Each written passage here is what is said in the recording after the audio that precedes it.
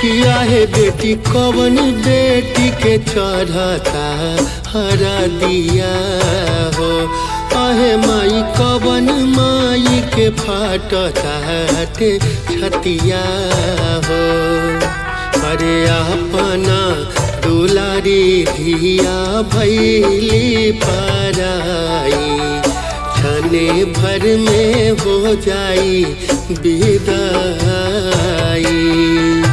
अरे ये सोची सोची हमरो चिहू के शरीरिया रही रही आवता रोआई।